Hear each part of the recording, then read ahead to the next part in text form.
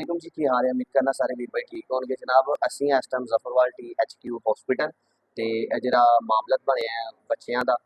ਤੇ ਅਸੀਂ ਉੱਥੇ ਪਹੁੰਚੇ ਆ ਭਾਈ ਹੋਰਾਂ ਕੋਲ ਅਸਲਾਮ ਵਾਲੇਕੁਮ ਜੀ ਕੀ ਹਾਲ ਠੀਕ ਹੈ वालेकुम अस्सलाम। ਅੰਕਲ ਜੀ ਕੀ ਮਸਲਾ ਬਣਿਆ ਬੱਚਿਆਂ ਦਾ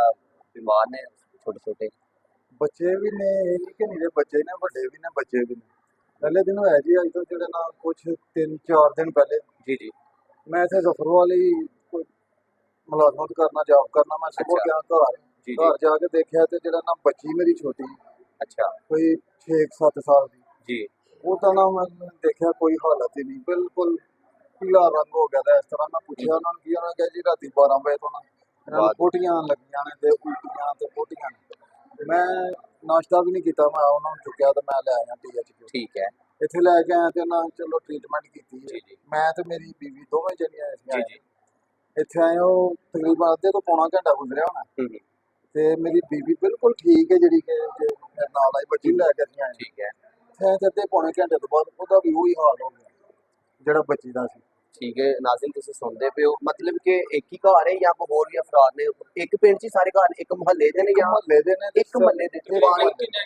ਉਸ ਪਿੰਡ ਦੇ ਵਿੱਚ ਇੱਕ ਪਾਣੀ ਦਾ ਨਾਲਾ ਵੀ ਗੁਜ਼ਰਦਾ ਪਿਆ ਨਾ ਪਾਣੀ ਵੀ ਗੁਜ਼ਰਦਾ ਪਿਆ ਜਿਹੜਾ ਗੰਦਾ ਪਾਣੀ ਗੁਜ਼ਰਦਾ ਪਿਆ ਜ਼ਫਰਵਾਲ ਪੁਲ ਤੋਂ ਜਿਹੜਾ ਪਰਾਂ ਨੂੰ ਨਹੀਂ ਉਹਦੇ ਨਹੀਂ, ਨਹੀਂ, ਕਰੀਬ ਨੇ ਤੁਹਾਡੇ ਘਰ ਜਾਂ ਕੋਈ ਹਟ ਕੇ ਪਿੱਛੇ ਨੇ ਸਾਡੇ ਹਟ ਕੇ ਪਿੱਛੇ ਨੇ ਬੰਨ ਵੱਜਿਆ ਉਹਦੇ ਦੁਆਲੇ ਠੀਕ ਹੈ। ਉਸ ਤੋਂ ਬੰਨ ਤੋਂ ਬਾਹਰ ਹੀ ਸਾਡਾ ਦੇਖ ਤੋਂ ਤੇ ਪਿੰਡ ਕਿਹੜਾ ਹੰਜਲੀ ਹੰਜਲੀ ਮਹਿਤਾਬਪੁਰ ਹੰਜਲੀ ਸ਼ਾਮਾਂ ਦੀ ਹੰਜਲੀ ਮਹਿਤਾਬਪੁਰ ਹੰਜਲੀ ਮਹਿਤਾਬਪੁਰ ਤੇ ਜਨਾਬ ਉੱਥੋਂ ਦਾ ਵਾਕਿਆ ਕਈਆਂ ਨੂੰ ਇਹ ਵੀ ਹੈ ਸੀ ਕਿ ਸ਼ਾਇਦ ਇਹ ਹੰਜਲੀ ਸ਼ਾਮਾਂ ਦਾ ਵਾਕਿਆ ਹੈ ਤੇ ਅਗਰ ਅਸੀਂ ਉਹ ਚਾਹੀਏ ਬੱਚੇ ਵਿਖਾਣਾ ਤੇ ਤੁਸੀਂ ਦਿਖਾ ਸਕਦੇ ਹੋ ਛੋਟੇ ਨੇ ਜੀ ਜੀ ਕੁਛ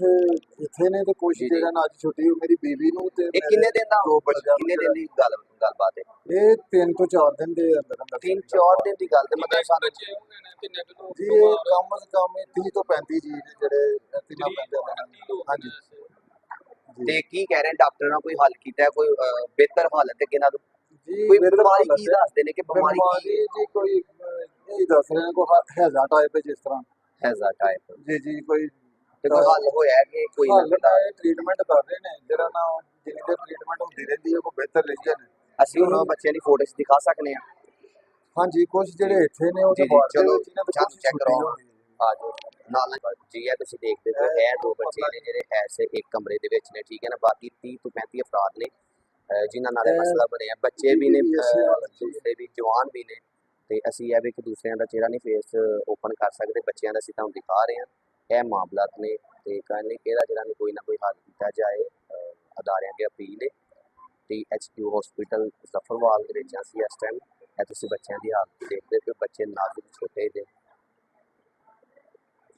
ਅੱਛਾ ਕਿ ਜਿਸ ਤਰ੍ਹਾਂ ਕਿ ਤੁਸੀਂ ਸੁਣਿਆ ਹੀ ਹੈ ਸੋਸ਼ਲ ਮੀਡੀਆ ਤੇ ਇਹ ਗੱਲ ਬੜੀ ਵਾਇਰਲ ਹੋ ਰਹੀ ਹੈ